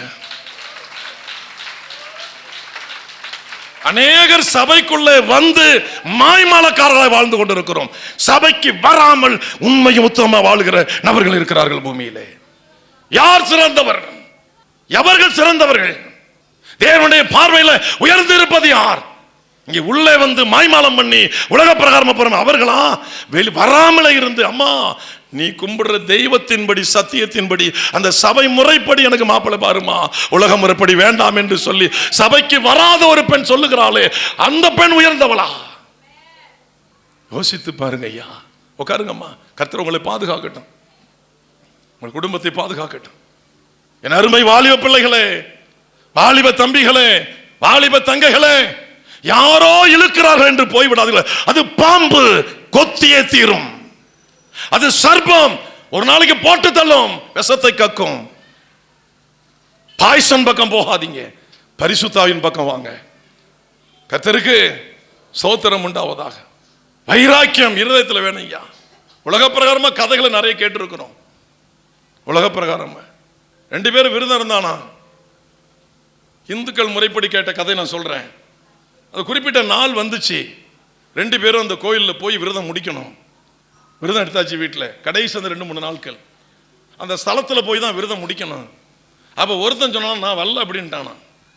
ஏண்டா அப்படின்னானா, நான் வந்து மீன் ஏதோ சாப்பிட்டோம், ஏதோ ஒன்று சொல்லியிருக்கேன், நான் சாப்பிட்ணுன்னு சொல்லி நான் வரல அப்படின்ட்டாங்க. வரலன்ட்டு அவன் போகல. இன்னொரு ஆள் போனவன் யார் தெரியுங்களா? மீனை வாங்கி, விரால் மீனை வாங்கி வீட்டில் வச்சுருந்துருக்கிறான். விரால் மீனை வாங்கி வீட்டில் வச்சுட்டு கோயிலுக்கு போகிறான் விரதம் முடிக்க. இவன் போகிற வழியெல்லாம் நினைவு சாமி மேலே வரல, எது மேலே? விரா மீன். விரா மீன் சீக்கிரம் போயிட்டு வந்து அதை போட்டு தள்ளணும், சீக்கிரம் போயிட்டு வந்து அதை போட்டு தள்ளணும். அந்த நினைவோடையே போகிறான், விராமீன் நினைவோட போகிறான். ஒருத்தன் எதை மீனை சாப்பிட்டோன்னா, கறியை சாப்பிட்டோன்னா செல்ல மறந்துட்டான் அந்த கதையனா, அவன் வரலன்ட்டான், தீட்டுப்பட்டுட்டான், வரல அப்படின்ட்டான். வராதவன், தீட்டுப்பட்டவன் சாமியை வீட்டில இருந்து வேண்டிக்கிறான் முழு மனசோட. அவன் வேற எதையும் நினைக்கல. ஆனா பக்தியோட கோயிலுக்கு போனான் பாருங்க, அவன் எதை நினைச்சிட்டே போறான்? விராமீன், விராமீன், விராமீன். இப்ப பக்தியில சிறந்தவன் யாரு? போனவனா போகாதவனா? பாருங்க, அந்த வீட்டு புள்ள சபைக்கு வரல 2 தடவை 3 தடவை தான் நியூ இயருக்கு வந்தாங்களே, அது எனக்கு ஞாபகம் இல்லை, வந்தது ஞாபகம் இல்லை. இல்லை அவங்க அப்பா உடம்பு முடியாத வந்தாங்களுமே தெரியாது. அந்த பிள்ளைங்க இந்த வார்த்தையை சொல்லுது. ஆனால் இங்கே வர்ற பிள்ளைங்க என்ன சொல்லுது?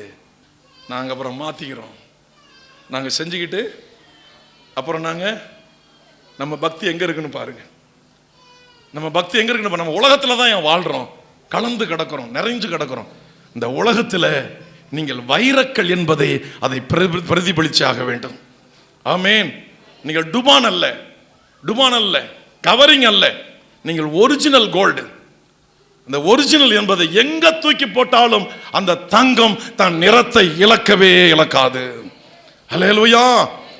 குண்டுமணி குப்பையில கடந்தாலும் குண்டுமணி.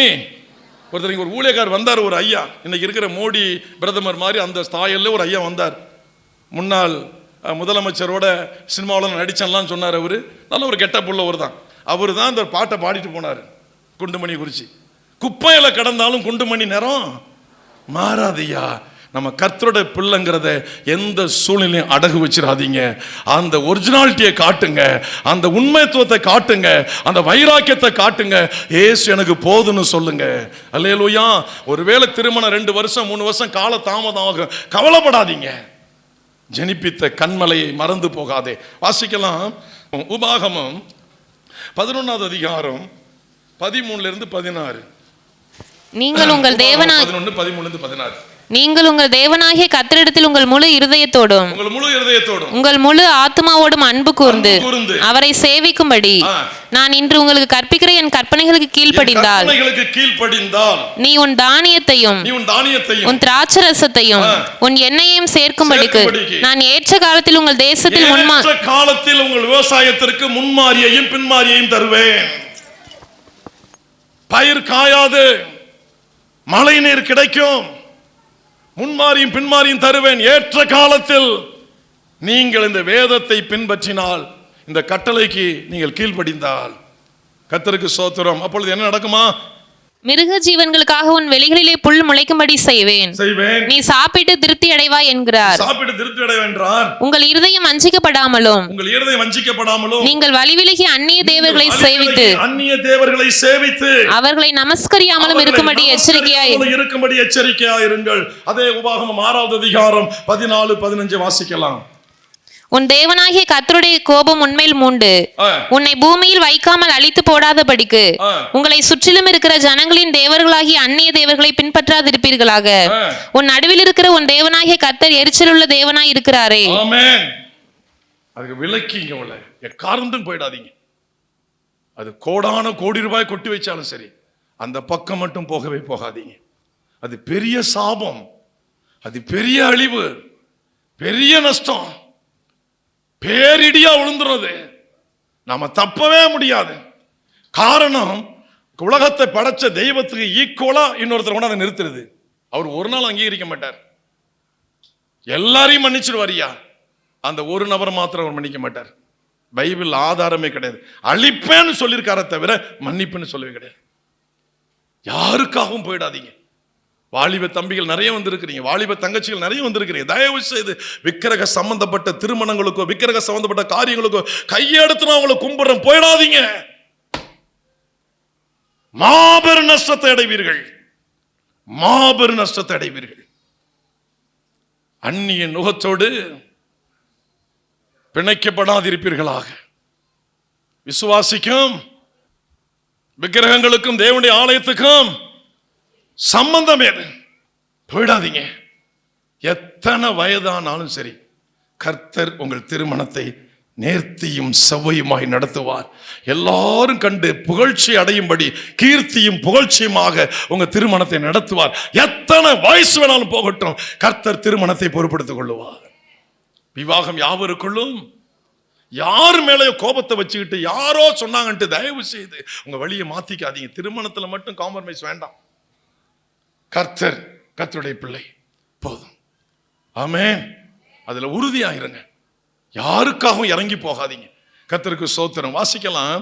வாசிப்போம் 15வது வசனத்தை வாசிக்கலாம். லேவியராகமம் 26:4. நான் ஏற்ற காலத்தில் உங்களுக்கு மழை பெய்ய பண்ணுவேன்.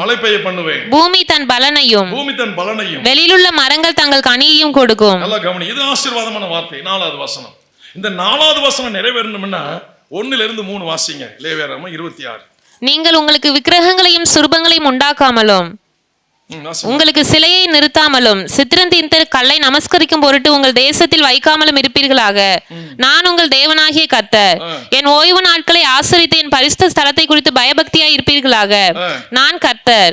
நீங்கள் என் கட்டளைகளின்படி நடந்து என் கற்பனைகளை கைக்கொண்டு அவைகளின்படி செய்தால் ஏற்ற காலத்தில். இப்ப நம்ம எல்லாரும் உயர்வடையணுங்க. அதான் ஆண்டவருடைய திட்டம். ஏதோ ஒரு வகையில கர்த்தர் உங்களை உயர்த்தணும். அவர் திட்டம் வச்சிருக்கிறார். ஏதோ ஒரு வகையில நீங்க மேன்மை அடையணும். கர்த்தர் திட்டம் வச்சிருக்கிறார். நம்புறீங்களா? விசுவாசிக்கிறீங்களா? அந்த வார்த்தையை, இந்த மாதத்தினுடைய இந்த வார்த்தையை நம்புறீங்களா?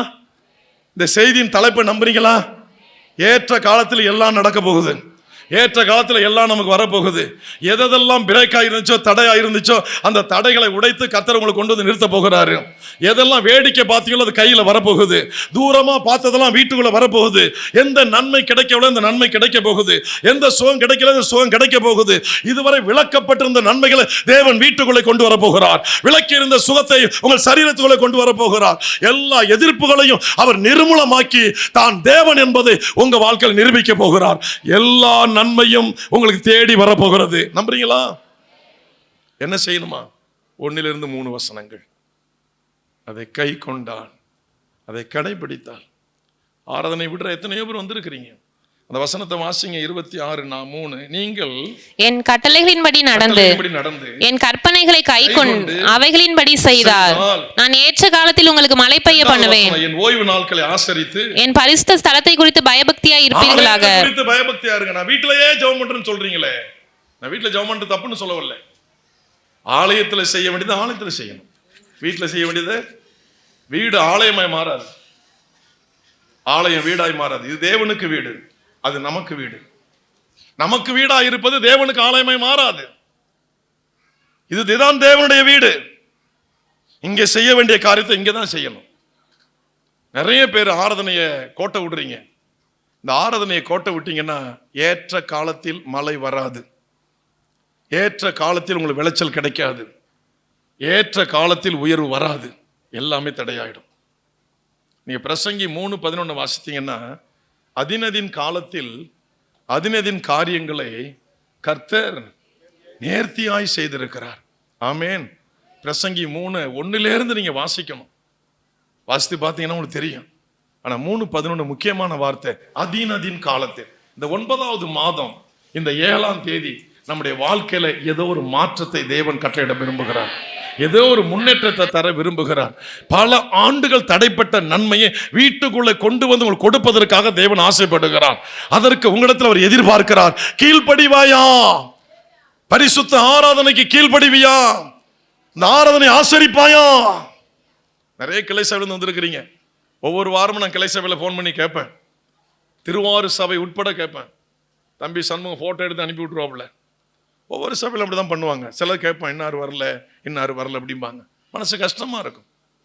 தெரிந்த நபர்கள், பக்கத்துல சபைக்கும் பக்கத்துல இருக்கிற வீட்டுல சார்ந்த நபர்கள், மனசு ரொம்ப கஷ்டமா இருக்கு. ஏன் தெரியுமா? நாளைக்கு அவங்களுக்கு வரப்போற கஷ்டம் பெருசு, அவங்களுக்கு வரப்போற பாதிப்பு பெருசு, தண்டனை பெருசு. அதை நினைச்சு நான் வேதனைப்படுறேன். தண்டனையை விலை கொடுத்து வாங்குறாங்களே, கஷ்டத்தை விலை கொடுத்து வாங்குறாங்களே, நோயை விலை கொடுத்து வாங்குறது போல வாங்குறாங்களே அப்படின்னு மனசு நான் வேதனைப்படுறேன். எல்லாரும் சேர்ந்து வந்திருக்கிறீங்க. நான் சொல்றேன், இந்த வசனத்தை மறுபடியும் படிக்க எல்லாரும் கேளுங்க. படிச்சு நீங்க படிக்காத நீங்க எல்லாரும் அந்த வசனத்தை மறுபடியும் திருப்புங்க. 26வது 2வது வசனத்தை வாசிக்கலாம். என் ஓய்வு நாட்களை ஆசரித்து என் பரிசுத்த ஸ்தலத்தை குறித்து பயபக்தியாய் இருப்பீர்களாக. நான் கர்த்தர். அல்லேலூயா. இந்த ஸ்தலத்தை குறித்து உங்கள் ஆராதனை ஸ்தலம் நியமிக்கப்பட்டிருக்கு. மாதத்துல ஒரு நாள் தான் இங்க, மீத நாள் ஆங்காங்கே நாம் பிரிந்து ஆராதனை நடத்தி கொண்டு இருக்கிறோம், ஆராதனையில கலந்து கொண்டு இருக்கிறோம். அந்த ஸ்தலத்தை கனம் பண்ணுங்க. அந்த ஸ்தலம் சின்னதா இருக்கலாங்க, தேவன் இருக்கிறார் என்பதை நம்புங்கள். அந்த சின்ன ஸ்தலத்திலையும் நம்ம ஊர் அருகாமையில் இருக்கிற அந்த ஸ்தலத்துல ஆண்டவர் இருக்கிறார் என்பதை விசுவாசிங்க. உங்களுக்கு காரியம் நிச்சயமாய் நன்மையாக நடக்கும். அல்லேலூயா. ஏற்ற காலத்தில் எல்லாவற்றையும் கர்த்தர் நடத்துவார். ஏற்ற காலத்தில் எல்லாம் உங்களை தேடி வரும். ஏற்ற காலத்தில் எதெல்லாம் கிடைக்கவில்லையோ அதையெல்லாம் கர்த்தர் உங்களுக்கு கிடைக்க பண்ணுவார். ஆமென். கர்த்தருக்கு ஸ்தோத்திரம் உண்டாவதாக. வாசிக்கலாம் சங்கீதம் 145 14 16 வரை. கர்த்தர் விழுகிற யாவரையும் தாங்கி, கர்த்தர் விழுகிற யாவரையும் தாங்கி, மடங்கடிக்கப்பட்ட யாவரையும் தூக்கி விடுகிறார். மடங்கடிக்கப்பட்ட யாவரையும் தூக்கி விடுகிறார். எல்லா ஜீவன்களின் கண்களும் உம்மை நோக்கி கொண்டிருக்கிறது. ஏற்ற வேளையிலே நீர் அவைகளுக்கு ஆகாரம் கொடுக்கிறீர். மிருக ஜீவன்களுக்கு ஆகாரம் கொடுக்கிறவர் மனிதனாகிய நமக்கு கொடுக்க மாட்டாரா? ஏற்ற வேளையில கொடுப்பார். கர்த்தருக்கு நாங்கள் ஊழியத்துக்கு வந்த நாள்ல பல தடவை சாட்சி நீங்க கேட்டிருக்கிறீங்க. பல இடத்துல சாட்சி நான் சொல்லிட்டு இருக்கிறேன், இன்னமும் சொல்லிட்டு இருக்கிறேன். அந்த வறுமைகள் சீக்கிரம் போகவே இல்லை. ரொம்ப நாள் எங்களை பின்தொடர்ந்து வந்துச்சு. குறிப்பிட்ட காலங்களில் தான் பொருளாதார கஷ்டமும் நீங்கினுச்சு, ஆகார பஞ்சமும் நீங்கினுச்சு. அல்லேலூயா. எங்களுக்கு நியமிக்கப்பட்ட காலங்கள் கொஞ்சம் நீண்ட காலம். ஆனால் உங்களுக்கெல்லாம் அப்படி இல்லை. குறிப்பிட்ட காலத்தில் உங்கள் தரித்திரத்தை தலைகளை புரட்டி போட்டுருவார் ஆண்டவர். இன்னைக்கு நான் சொல்கிறேன், இங்கே வந்திருக்கிறதுல எத்தனை பேர் வாடகை வீட்டில் குடியிருக்கிறீங்களோ நீங்கள் சீக்கிரம் சொந்த இடம் வாங்குவீங்க, சொந்த இடத்துல வீடு கட்டி நீங்கள் போவீங்க. கர்த்தர் உங்களுக்கு நிச்சயமாக தருவார். அல்லேலூயா. யாருக்கெல்லாம் ஒரு குழி கூட சொந்த இடம்னு நினச்சிட்டு இருக்கிறீங்களோ உங்களுக்கு ஏக்கர் கணக்கில் கர்த்தர் நிலம் கொடுப்பாரு. இந்த 9வது மாதம் தீர்க்க தரிசனமாக எழுதி வைத்துக் கொள்ளுங்கள். ஏக்கர் கணக்காக கர்த்தர் கொடுக்க போகிறாரு. அல்லேலூயா, அல்லேலூயா, அல்லேலூயா. 1 கிராம் கூட வீட்டில் தங்கலன்னு சொல்லிட்டு இருக்கிறீங்க. எத்தனையோ சவரன் உங்க வீட்டுக்குள்ள தங்க வரப்போகுது. கர்த்தர் இதை கொடுக்க போகிறாரு. ஏற்ற காலத்தில் கொடுக்கிற தேவன், ஏற்ற காலத்தில் உயர்த்துகிற தேவன், ஏற்ற காலத்தில் எல்லாவற்றையும் தருகிற தேவன், ஏற்ற காலத்தில் எல்லாம் நடக்கும். வசனத்தை நம்புங்க, இது வார்த்தை. இது மடங்கடிக்கப்பட்ட யாவரையும் தூக்கி விடுகிறவர். எல்லா ஜீவன்களும் ஆகாரம் எப்பொழுது கொடுப்பீர் என்று எல்லா ஜீவன்களும் ஏற்ற வேளையிலே ஜீவன்களுக்கு ஆகாரம் கொடுப்பீர். எல்லா ஜீவன்களும் நோக்கி கொண்டிருக்கிறது. கர்த்தருக்கு ஸ்தோத்திரம். நம்முடைய எல்லா தேவைகளுக்கும் நம்ம அவரையே பார்க்கும் பொழுது அவர் நமக்கு கொடுக்கிற ஒரு தெய்வமாக இருக்கிறார். இந்த முதல் ஞாயிற்றுக்கிழமை அருமையான கர்த்தருடைய பிள்ளைகளே, பல ஆண்டுகள் எதிர்பார்த்த அந்த நன்மைகளை கர்த்தர் ஏற்ற வேலை என்ற வார்த்தையை கொடுத்து நம்மை தியானிக்க வைத்து அந்த வசனத்தை நம்ப வைத்து தேவன் நமக்கு தரப்போகிறார். அல்லேலூயா. சில பேர் நினைச்சிட்டு இருக்கீங்க ஆத்தும ஆதாயமே செய்ய முடியலன்னு. இந்த நாள்ல இருந்து நீங்க ஆத்தும ஆதாயம் செய்வீங்க. உங்க வழியா பல பேர் வருவாங்க. நான் தீர்க்க தரிசனமா சொல்றேன், உங்க வழியாக பல குடும்பங்கள் வரப்போகுது. அல்லேலூயா. உங்க ஜெபத்துல பெரிய அற்புதம் நடக்க போகுது, பெரிய மாற்றம் வரப்போகுது. உங்க ஜெபத்துல பெரிய மாற்றத்தை தேவன் கட்டளையிட போகிறார். அல்லேலூயா. யார் யாரோ சாட்சியெல்லாம் சொல்றாங்க, நான் சாட்சி சொல்ல முடியலன்னு சில பேர் ஏங்கிட்டு இருக்கிறீங்க. நீங்க அடுத்தடுத்து சாட்சி சொல்ல போறீங்க. அந்த சாட்சி அற்புதமான சாட்சியா இருக்க போகிறது. ஆமென். காரணம், ஏற்ற வேளையில் எல்லாவற்றையும் தருகிறவர். கர்த்தருக்கு ஸ்தோத்திரம். வாசிக்கலாம் 16வது வசனத்தை. நீர் உமது கையை திறந்து சகல பிராணிகளின் வாஞ்சையும் திருப்தியாக்குகிறீர். கடைசியாக நான் வாசிப்போம். சாப்பாடு முடிஞ்சாப்பா பார்த்துருவாங்க. கலாத்தியர் 6வது அதிகாரம் 8-10. தன் மாம்சத்திற்கென்று விதைக்கிறவன் மாம்சத்தினால் அழிவை அறுப்பான். மாம்சத்தினால் கவனிங்க. கலாத்தியர் 6வது அதிகாரம் 8-10 எழுதிங்க. தன் மாம்சத்திற்கென்று விதைக்கிறவன் மாம்சத்தினால் அழிவை அறுப்பான். கவனிப்போம். 2 விதைப்பு இதுல இருக்கு. நாம எதை விதைக்கிறோம்னு பாருங்க. 2 வகையான விதைப்பு இருக்கு. ஒன்னு மாம்சத்திற்கென்று விதைக்கிறது, இன்னொன்னு ஆவியினால் விதைக்கிறது. ஆவிக்காக விதைக்கிறவங்க எதிர்பார்க்க மாட்டாங்க, மாம்சத்தின்படி விதைக்கிறவங்க எதிர்பார்ப்பாங்க. உதாரணம் சொல்றேன். ஒரு கல்யாணத்துக்கு போறோம், 1000 ரூபாய் பணம் போடுறோம். அவன் தகுதியான ஆளா திருப்பி செஞ்சிருவானா? 1000 ரூபாய் போடுவானா? ஒரு 500 ரூபாய் போடு, இல்லைன்னா ஒரு 200 ரூபாய் போடு, கவர்ல வச்சு கொடுத்துரு. இது திரும்பி வராது, அவன் செய்ய மாட்டான். இது எல்லாம் மாம்சத்திற்கென்று விதைக்கிறது. ஆவியினால விதைக்கிறது, நான் ஊழியத்திற்காக கொடுக்க போகிறேன், நான் ஆலயத்திற்காக கொடுக்க போகிறேன், ஆலய கட்டுமான பணிக்காக நான் கொடுக்க போகிறேன். இது ஆவியில விதைக்கிறது. இந்த ஆவியில விதைக்கிறவங்களுக்கு இங்கேயும் பலன் உண்டு, அங்கேயும் பலன் உண்டு. ஆனா அங்க ஈஸியா விதைச்சிடுவோம், இங்க நம்மளால விதைக்க முடியாது. யோசிப்போம், ஆலயத்துக்கு கொடுக்க ரொம்ப யோசிப்போம். நம்ம எதற்காக விதைக்கிறோம்னு யோசித்து பாருங்க. அடுத்த வசனத்தை வாசிக்கலாம். நன்மை செய்கிறதில் சோர்ந்து போகாமல் இருப்போமாக. நாம் தளர்ந்து போகாதிருந்தால் ஏற்ற காலத்தில் அறுப்போம். தளர்ந்து போகாதிருந்தால் ஏற்ற காலத்தில் அறுப்போம். இந்த நன்மை எங்க செய்யணுமா? 10வது வசனம். ஆகையால் நமக்கு கிடைக்கும் சமயத்திற்கு தக்கதாக யாவருக்கும் விசேஷமாக விசுவாச குடும்பத்தார்களுக்கும் நன்மை செய்ய கடவோம். வெளியிலையும் நன்மை செய்யறதில்லை, சபை விசுவாசிகளுக்கும் நன்மை செய்யறதில்லை, அவிசுவாசிகளுக்கும் நன்மை செய்யறதில்லை, யாருக்கும் விதைக்கிறது இல்லை. ஒரு சூனியமான ஒரு வாழ்க்கையில் நம்ம எல்லாரும் கட்டப்பட்டிருக்கிறோம். கவனிங்க, கர்த்தரை முன்வைத்து நீங்க எதை விதைக்கிறீங்களோ அது பல மடங்கு உங்களுக்கு பலன் தரும். அது பரலோகம் கொண்டு போய் உங்களை சேர்க்கும். அல்லேலூயா, அல்லேலூயா.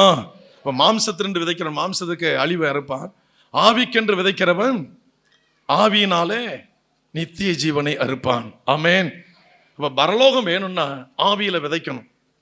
ஊழியத்திற்காக, ஆத்தும அறுவடைக்காக, சுவிசேஷம் அறிவிப்பதற்காக, அதற்காக நம்ம விதைக்கணும், அதற்காக பிரயாசப்படணும், அதற்காக நம்ம கொடுக்கணும். கர்த்தருக்கு ஸ்தோத்திரம் உண்டாவதாக. எந்த குழு ஜபத்திலும் நடக்காத ஒரு காரியத்தை மணக்கரை குழு ஜபத்தில் பண்ணிட்டு இருக்கிறாங்க. உதாரணமா சொல்றேன். இந்த மணக்கரையிலேருந்து வந்து நீங்களாம் எழுந்துறீங்களே, ஒரு டப்பா இருந்துச்சு, மணக்கரையிலேருந்து வந்து நீங்களாம் எழுந்துறீங்க, 2 பேர் தானே. இவங்க ஒவ்வொரு குழு ஜபத்திலையும் இப்படி ஒரு காணிக்கை சேர்க்கிறாங்க. ஒவ்வொரு குழு ஜபத்திலையும் இப்படி ஒரு காணிக்கை சேர்க்கிறாங்க. ஏற்கனவே பாய் வாங்கி போட்டீங்களா? என்ன பண்ணீங்க? ரோலிங் பாய் வாங்கினீங்க. ஆமாம், பாய் ரோலிங் பாய் தானே. ஆமாம். இப்போ அடுத்தது இந்த டப்பா நிரம்பினோடனே உடனே டப்பா வச்சாங்க. யோசித்து பாருங்க, மனசு வரணும். உட்கார், இவங்களுக்காக கரங்களை தட்ட வேண்டாம், மையப்படும்.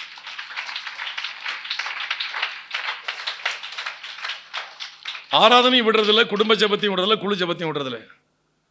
பின்னால் வந்தவங்க தான். முந்தினோர் அநேகர், பிந்தினோர் அநேகர், இவங்களாம் பின்னாடி வந்தவங்க. மலை மாறி மகுடன் மாதிரி உட்காந்துருக்கிறீங்க 20-25 வருஷமெல்லாம். ஒரு பிரயோஜனம் இல்லை, ஒரு பிரயோஜனம் இல்லை. சபை ஒரு பெரிய பிரயோஜனம் கிடையாது. பெருசா சொல்லிடுறது ஒன்றும் கிடையாது, பெருசா சொல்ல ஒன்றும் கிடையாது. கர்த்தருக்கு ஸ்தோத்திரம். கவனிங்க, நம்ம நிலை எங்க இருக்கு பாருங்க. ஆவிக்கு நிலை.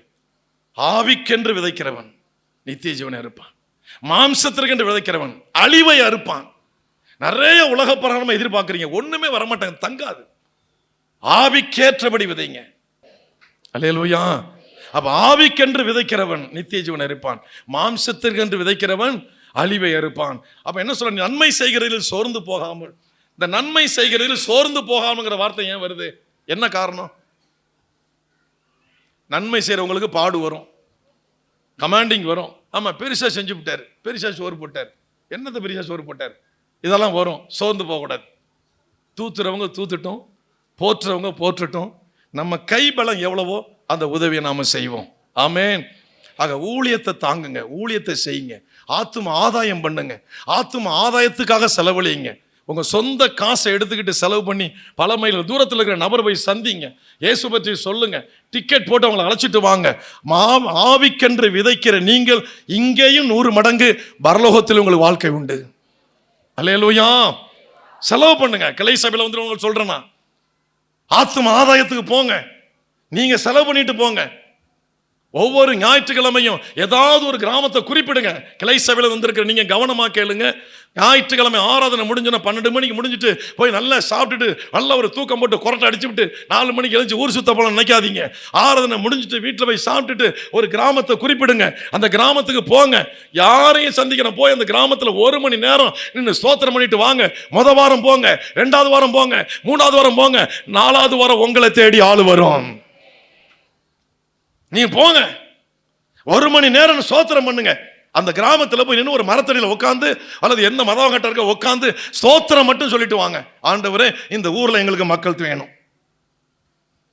எத்தனை பேர் கிளை சபையில் வந்து நீங்க செய்யலாம்னு நினைக்கிறீங்க? தலைமை சபையில் உள்ள நீங்க எத்தனை பேர் ஞாயிற்றுக்கிழமை ஒரு கிராமத்துல போய் 1 மணி நேரம் உட்காந்து, ஒரே 1 மணி நேரம் உட்காந்து ஸ்தோத்திரம் மட்டும் பண்ணிட்டு வரலான்னு எத்தனை பேர் உள்ளத்துல நினைக்கிறீங்க? முழு இருதயத்தோடு நினைக்கிறீங்க? நீங்க மட்டும் கையை உயர்த்துங்க பார்க்கலாம். அவங்க அப்படியே எழுந்து நில்லுங்க. எல்லாரும் எழுந்திருக்கிறாங்கன்னு எல்லாரும் யாரும் எழுந்திருக்க கூடாது. ஆமா, முழு மனசோட ஞாயிற்றுக்கிழமை 1 மணி நேரம் உங்க பக்கத்து ஊர்ல போய் 1 மணி ஸ்தோத்திரம் மட்டும். நீ யாருக்கும் ஒன்றும் சொல்ல வேண்டாம்.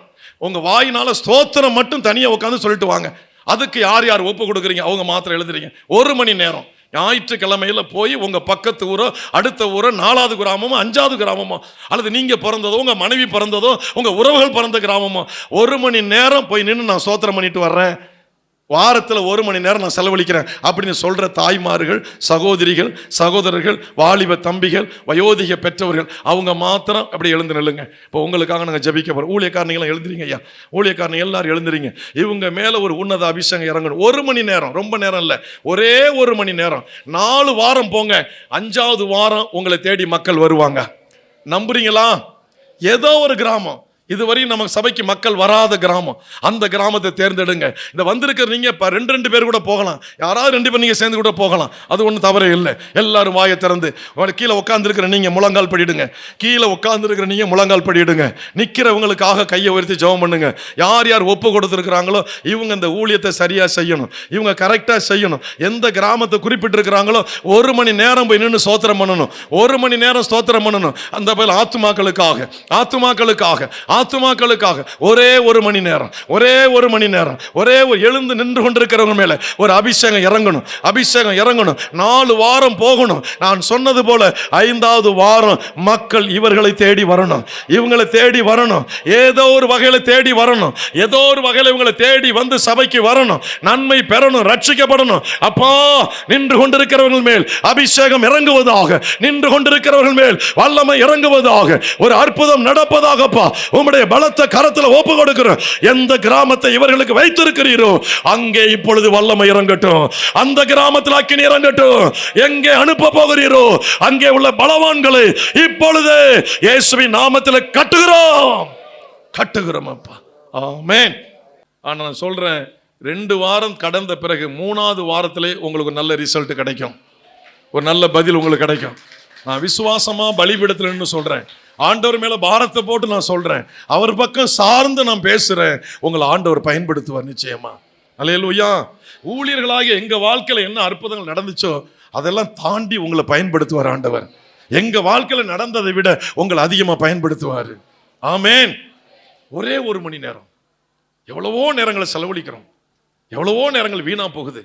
ஒரே 1 மணி நேரம். ஒரு கிராமத்தை, டவுன்ல இருக்கிறீங்களா, ஒரு தெருவு எடுத்துங்க, கம்பர் தெருவா, தென்றல் நகரா, பக்கத்தில் புது தெருவா, ராஜா தெருவா, பிள்ளை தெருவா, முதலியார் தெருவா, தென்றல் நகரா, காகிதகர தெருவா, இடத்தெருவா, எந்த தெருவு, ஒரு தெருவு எடுத்துங்க. அங்கே போய் ஒரு இடத்துல அமைதி ஒரு மரத்தில் உட்காந்து ஸ்தோத்திரம் மட்டும் 1 மணி நேரம் பண்ணிட்டு வாங்க. நம்முடைய பிரயாசத்தை தேவன் பார்ப்பார், அதற்கு பலன் கர்த்தர் கொடுப்பார். அல்லேலூயா. யாரையோ ஒருத்தரை கொண்டு நம்முடைய இணைப்பார். ஆமென். கர்த்தருக்கு ஸ்தோத்திரம். கடைசியாக ஏசாயா 50வது அதிகாரம் 4-5. இளைப்படைந்தவனுக்கு சமயத்திற்கேற்ற வார்த்தை சொல்ல நான் அறியும்படிக்கு கர்த்தராகிய ஆண்டவர் எனக்கு கல்விமானி நாவை தந்தருளினார். காலைதோறும் என்னை எழுப்புகிறார். கற்றுக்கொள்கிறவர்களைப் போல நான் கேட்கும்படி என் செவியை கவனிக்க செய்கிறார். கர்த்தராகிய ஆண்டவர் என் செவியை திறந்தார். நான் எதிர்க்கவும் இல்லை, நான் பின்வாங்கவும் இல்லை. பெரிய பட்டப்படிப்படி நினைக்காதீங்க. கர்த்தர் உங்கள் நாவில் கல்வியை வைப்பார், உங்களை ஆண்டவர் கற்றுக் கொடுப்பாரு. எழுந்து எத்தனை பேர் நின்னீங்களோ உங்களுக்கு ஆண்டவர் இந்த வசனத்தின்படி கற்றுக் கொடுப்பாரு, அவரே கற்றுக் கொடுப்பாரு. இதை பேசும்பாரு. படிச்சவங்க உங்கள்கிட்ட வந்து படிச்சுட்டு போவாங்க. கர்த்தருக்கு நான் சொல்றதை நம்புறீங்களா? ஆடு மேய்ச்சவன் தான் 40 வருஷம் அரசனா மாறினான். அல்லேலூயா. சிறையில கடந்தவன் தான் அந்த நாட்டினுடைய 2வது அதிபதியாக வந்தான். அடிமை தேசத்துக்கு போனவன் தான் தானியேல். அவன் தான் ராஜாவுக்கு அடுத்த நிலையில வந்தான். ராஜா அவன்கிட்ட ஆலோசனை கேட்டான். யோசேப்பு 2வது அரியணையில ஏறி வந்தான். ஆமென். நமக்கு நிறைய வரலாறுகள், முன்னோடிகள் இருக்கிறாங்க. அதுதான் உங்க வாழ்க்கையிலும் என் வாழ்க்கையிலும் நடக்க போகுது. கர்த்தருக்கு நம்ம அவரை சார்ந்து வாழணும், நம்ம அவரை சார்ந்து வாழணும். கல்விமானின் நாவை தந்தருளினார். காலைதோறும் என்னை எழுப்புகிறார். கற்றுக்கொள்கிறவர்களைப் போல நான் கேட்கும்படி என் செவியை கவனிக்க செய்கிறார். கர்த்தர் என்னை எழுப்பி விடுறான்னு சொல்லி வரவேற்கிறேன். 3 மணிக்கெல்லாம் எழுந்திருக்கிற புண்ணியவான்கள் இந்த சபையில் இருக்கிறீங்க, நான் வரவேற்கிறேன். இப்படிப்பட்ட விசுவாசி கத்த தந்ததற்கு கத்தரை நான் துதிக்கிறேன், ஸ்தோத்தரிக்கிறேன். 3 மணிக்கு எழுந்திருக்கிறேன், உத்தமர்கள் இருக்கிறீங்க. 3:30 மணிக்கு, 4 மணிக்கு, 4:30க்கு, 5 மணிக்குள்ள எழுந்து ஜெபத்தில் நிற்கிற அநேக தாய்மார்கள், தகப்பன்மார்கள் இங்க இருக்கிறீங்க. சில வாலிப தம்பிமார்கள் தங்கை கூட இருக்கிறீங்க. அதற்காக கர்த்தருக்கு மகிமையை செலுத்துகிறேன் நான். ஹல்லேலூயா. எதற்காக இந்த தேவன் எழுப்புகிறார் தெரியுமா? ஏன் தெரியுமா? கல்விமானின் நாவை ஏன் தந்தரினார் தெரியுமா? பேதைகளாகிய நமக்கு ஏன் ஞானத்தை கொடுத்தார் தெரியுமா? அறிவை இல்லாதவர்களாகிய நமக்கு ஏன் அறிவை கொடுத்தார் தெரியுமா? வேதத்துக்கும் நமக்கும் சம்பந்தம் இல்லாதவருக்கு ஒரு சம்பந்தத்தை எதற்காக ஏற்படுத்தினார் தெரியுமா? ஏன் இந்த காரியத்தை செய்தார் தெரியுமா? இளைப்படைந்தவனுக்கு, சோர்ந்து போனவனுக்கு, இளைப்படைந்தவனுக்கு சமயத்திற்கேற்ற வார்த்தை சொல்ல நான் அறியும்படிக்கு. அல்லேலூயா. அவர் மக்கள் இளைப்படைந்து கிடக்கிறார்கள், தோய்ந்து போய் கிடக்கிறார்கள், சோர்ந்து போய் கிடக்கிறார்கள், செத்து போய் விடலாம் என்று மரணத்தின் வாசலை தேடி ஓடிக்கொண்டிருக்கிறார்கள். எந்த வழியில சாகலாம், எப்படி மரணத்தை ஏற்படுத்திக் கொள்ளலாம் என்று திட்டமிட்டு ஓடிக்கொண்டிருக்கிறார்கள். பிசாசின் ஏவுதலினால் அந்த ஜனங்களுக்கு அவளை மீட்பதற்காக வழியை சொல்லுவதற்கு தான் கர்த்தர் உங்களை அதிகாலையில் எழுப்புகிறார். தேவன் உங்களை எழுப்புவதற்கு நோக்கம் அதுதான். அவர் மக்களை காப்பதற்காக, அவருடைய ஜனங்களை மீட்டெடுப்பதற்காக. ஏதோ உங்க குடும்பத்துக்காக ஜெபம் பண்ணுவதற்காக மட்டுமல்ல. அந்த வசனத்தை மறுபடியும் வாசிக்க மைக்கில் எல்லாரும் கேட்கலாம். 4வது வசனம். இளைப்படைந்தவனுக்கு சமயத்திற்கேற்ற வார்த்தை சொல்ல, சமயத்திற்கேற்ற வார்த்தை சொல்ல நான் அறியும்படிக்கு. ஒருத்தர் நோயினால் சாக போறானா, அதுக்கு ஏற்ற வார்த்தை. கடன் தாங்க முடியாம ஒருத்தர் சாக போறாங்களா குடும்பமா, அதற்கு ஒரு அதற்கு ஏற்ற வசனம் சொல்லும்படிக்கு தேவன் என்னை எழுப்புகிறார். எப்பா, நீ எனக்கு தேவடா. என் பிள்ளை சாக போறான், என் மகன் சாக போறான், நான் யாருக்காக ரத்தம் சிந்தினோ அந்த ஒரு குடும்பம் சாக போகுது, எந்த ஜாதிக்காக நான் செய்தனோ அந்த ஜாதி சாக போகுது, அந்த குடும்பமே அழிய போகுது. மகனே, சீக்கிரம் 4 மணிக்கு எழுந்திருப்பா, 3 மணிக்கு எழுந்துரு, 4:30க்குள்ள எழுந்துரு. நான் உனக்கு கற்றுக் கொடுக்கணும், நான் உன்னை அனுப்பணும், கற்றுக் கொடுத்து அந்த குடும்பத்தினை போய் காப்பாற்றணும். அவங்கள மறித்து கொண்டு வர யாரும் இல்லை, நீதான்ப்பா எனக்கு தேவை, எனக்கு தேவை, நீ எனக்கு தேவை. அதற்காக தான் நான் ரத்தம் சிந்திருக்கிறேன், அதற்காக தான் நான் சிலுவையை சுமந்திருக்கிறேன். ஐயோ, என் மக்கள் சாகிறார்கள், அந்த மக்களை மீட்டு வரணும்டா மகனே, மகளே, இந்த குடும்பத்தை மீட்டு வரணும். உன் வீட்டிற்கு அருகாமையில் அது நடக்குது, உன் தெருவுக்கு அருகாமையில் அது நடக்குதுப்பா. நீங்கள் குடியிருக்கிற இடத்துக்கும் பக்கத்தில் அது நடக்குது. அதை சொல்லுவதற்காக உனக்கு கற்றுக் கொடுக்க தான் உன்னை எழுப்புறப்பா. இந்த வசனம் சொல்ல, இளைப்படைந்தவனுக்கு சமயத்திற்கேற்ற வார்த்தை சொல்லும்படிக்கு. வாசிக்கலாம். கர்த்தராகி ஆண்டவர் எனக்கு கல்விமானின் நாவை தந்தருளினார், காலைதோறும் என்னை எழுப்புகிறார். என்னை பார்த்த என்னுடைய நண்பர்கள் ஓவர்சேல நிறைய இருக்காங்க, நிறைய டிகிரி கொண்டு இருக்காங்க. கோட்டூர் தோட்டத்துக்கு பக்கத்துல ஓவர்சேரி, வீட்டுக்கு வீடு டிகிரி படிச்ச பையனுங்க இருப்பாங்க. அந்த காலத்திலேயே நான் சொல்ல 85, 86, 87 சொல்றேன். அந்த திருத்திரப்பள்ளி லைன்ல நிறைய படிச்ச பிள்ளைங்க, டிகிரி படிச்சவங்க இருப்பாங்க.